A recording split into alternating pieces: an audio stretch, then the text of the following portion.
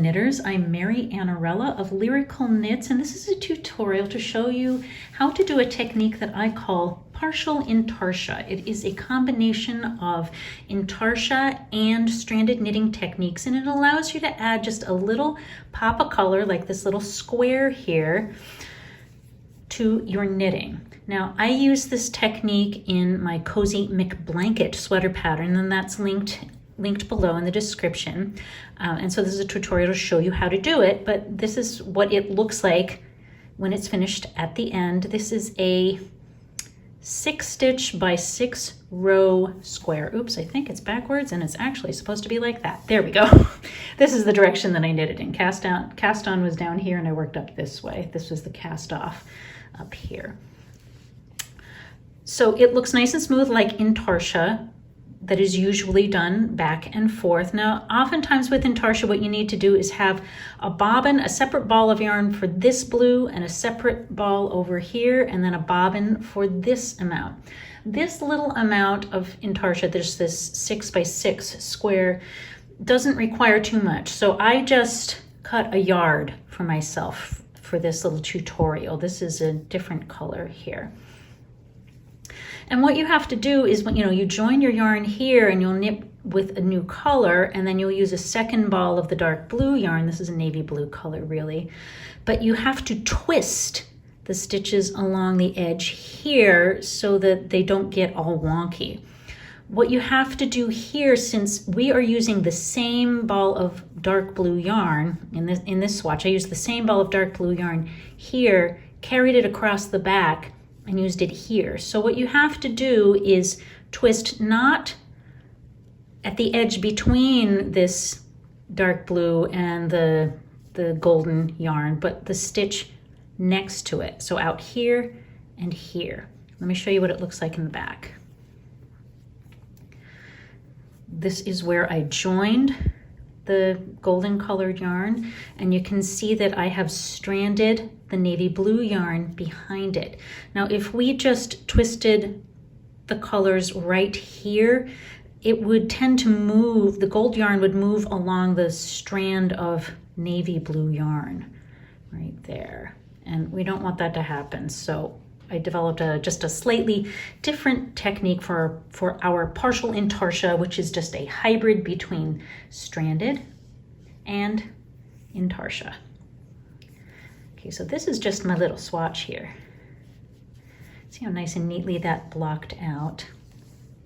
And I'm going to use a different color since that's just the yarn that I happen to have here and handy. And this is just a little swatch that I started knitting just for the purpose of the tutorial. And this is going to be my background color, my main color, and I'll just use one ball of it. But instead of just using a whole ball of this yarn, because that's really cumbersome since we're just doing a little square, I just cut about a yard of it right here. All right, so we've reached the point in the pattern where we have to twist our yarn. So it's kind of hard to do. It's something you're going to have to work at weaving in the end when you finally get to that spot when it's done. But we're going to twist the yarn and see why I just cut one thread. I don't even make a bobbin out of it, but I twist the two yarns, and then it says to knit one more stitch with the main color, well, in this case this brown color. I think it's called Evil Beavers at Midnight. Love that. All right, and then what I do is I take the contrasting color from underneath, and the directions say to knit 6. This is just a 6-stitch square. How many did I knit there? Only 4. 5, 6, there we go. Now I'm going to drop this. Don't twist yet. Strand the main color behind. See that right there? I actually put my index finger in there and then knit the next stitch to just kind of help me maintain the tension across there, because we don't want this strand here going across my index finger to be too tight, because that's going to make your square pucker. And you don't want it too loose, but you know, if you're gonna err on one side or the other, err on the side of it being a little too loose. But I put my index finger in there to just keep it about right, like that. Now I'll drop it. Now I have to twist the two strands after I have knit this one stitch in my main color. And this is, again, a big advantage to just doing a little piece. I'm just gonna take this and I'm gonna twist it around like that. See, like this. And now I'll knit to the end. And this is a right side row, so I'm knitting all of my stitches because we're working in stockinette here. And I kept my swatch small enough so that it would not take me forever to just go ahead and knit to the end. Again, this is a swatch, and I tend to keep my last couple of stitches in garter stitch for a swatch. So that's my edge. Now we're gonna do the reverse side. Now it's important to remember I developed this. I mean, I don't know if I came up with it, but the way I do this technique, this partial intarsia, is that I only twist the strands of main color and contrasting color on the right side. And here's why. It's too much to worry about on the purl side. I can't deal with it. So much easier to twist those strands. So here's where I twisted the strand. I'm not going to twist it again. There's no need to do that. So you just knit up to the spot where your contrasting color is. I drop my main color. I take my contrasting color from underneath. You can pull it tight, but you don't want it too tight, and you just knit those 6 stitches that way. I let my blocking take care of things. There we go. Okay, so this next one is in the main color, so I'm gonna drop this color. And again, it's just one strand, so I can let it go. Now, this is the only part I don't like about doing this, is that I have to strand on the reverse side. So for that, it's harder for me to fit my finger in there. So I just knit it, and I look at it and I think, I don't want that to be too tight. I'll take my fingernail and just kind of pull it a little loose. I can snug it up later. Okay, now here's where I twisted my strand previously, so I'm just gonna try and be careful not to disturb that. And now I'll just, work to the end. Purl, purl, purl, purl, purl. And because I'm just doing a little garter edge on this piece here. And see, if things get tangled, you can just pull this strand of contrasting color out of there. All right, so let's do this again. So that's 2 rows of partial intarsia. So now I'm gonna knit up to 1 stitch before my color square. This is flipping. I'll hold this down here. Y'all, it's really weird knitting with a camera in your face.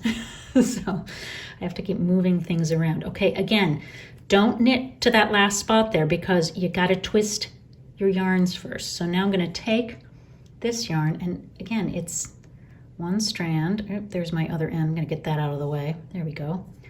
I'm just going to flip it around to twist. There we go. And you can pull your contrasting color kind of tight and then knit that last stitch before your contrasting color.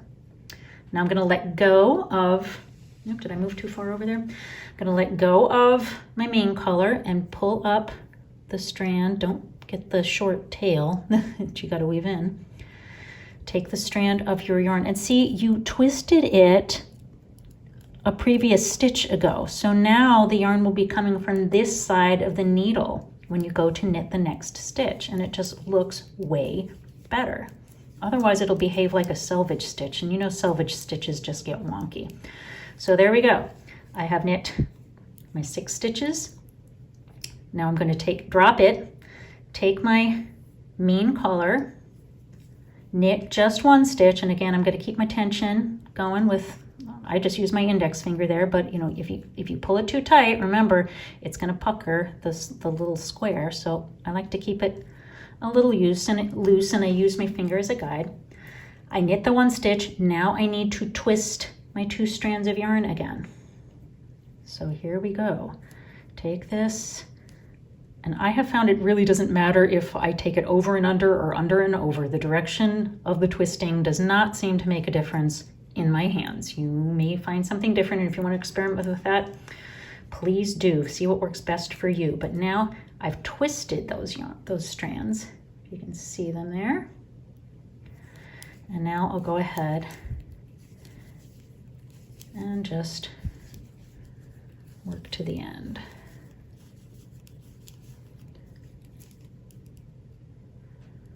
Hum, hum, hum.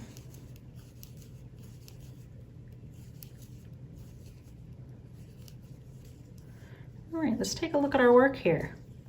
Check it out. Got a little pop of color already. Let's do our wrong side row one more time. This is getting repetitive, folks. Oops, come here, you funky little selvage stitch. There we go. All right, so now I'm going to purl to one stitch. No, I'm going to purl right to my color square, my pop of color square. Because I don't need to twist. You don't need to twist on the wrong side, because who wants to twist on the wrong side? That is a pain in the butt. I am all about making things easier for people.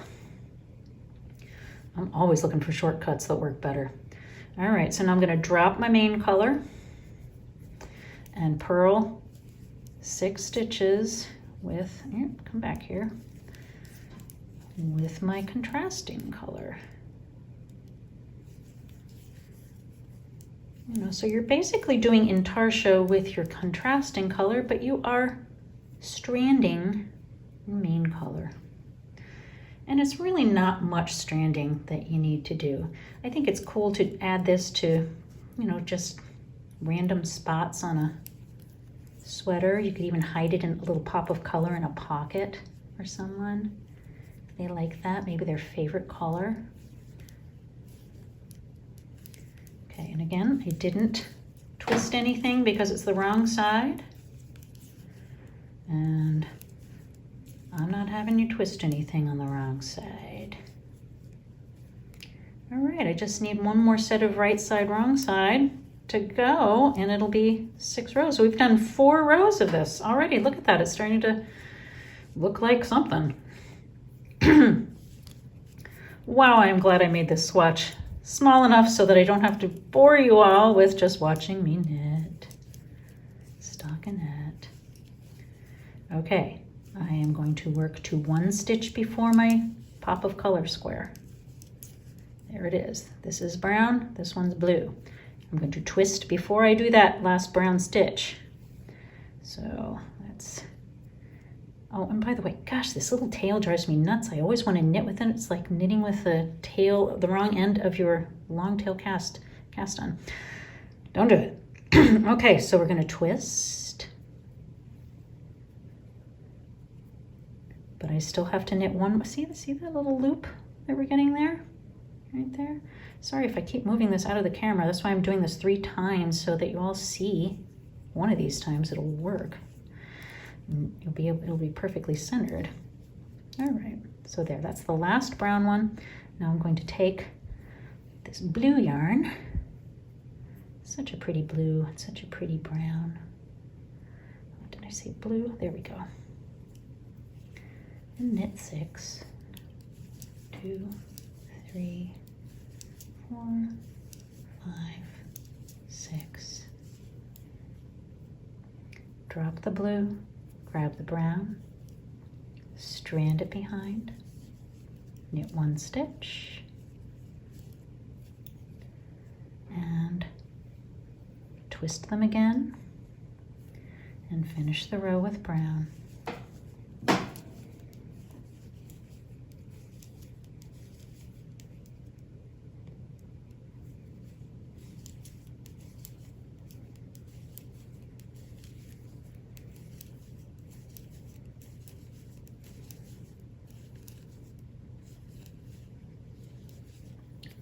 last wrong side row.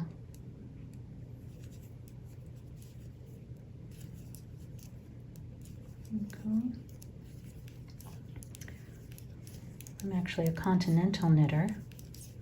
Some of you might strand the yarn with your left hand the way I do. You might be a flicker or a picker. Everybody has to find out the knitting style that works best for them. Okay, I'm not going to twist, but I will take my blue yarn. It's the last row of it. There we go. Oops.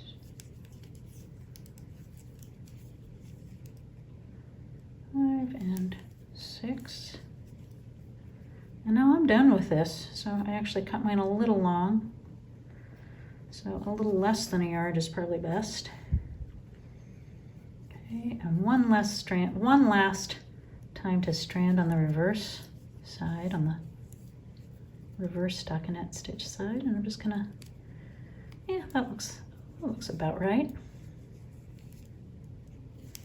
Now again, you don't need to twist on the wrong side, and even though this is the end, I mean, who cares? You got to weave this in. You're gonna have to weave in this last end anyway, so you do not need to twist it. In fact, I would just let it go. Weave it in when it's time to weave it in. Oh, I'm gonna keep my last 3 stitches there in garter stitch. Let's take a look. There we go. Look how cute that is. It's a cute, happy little square, happy little pop of color square like that. I really like how brown looks with this tealish blue, really pretty. I really like how this gold looks with a navy blue as well. So yeah, this looks a little lumpy right now, but it's just because we haven't blocked it yet. This is blocked over here, and look how nice and flat it is. Yes, it will be a little thicker because you have stranded yarn, some yarn on the back. So it will be thicker than the single color stockinette over here, but that's okay. Stranded knitting is thicker than single color knitting. This is really fun, and I hope you have enjoyed this tutorial. If you want to find the pattern that I actually wrote this up for, it's called Cozy McBlanket, and I will link it in the description, but you can add this to, you know, any knitting technique you want. I actually kept this at a square because I think it's easier, because then you don't have to think of patterning on the back, but you could definitely try some different shapes, but it's going to require a little extra brain power than I actually had at the moment.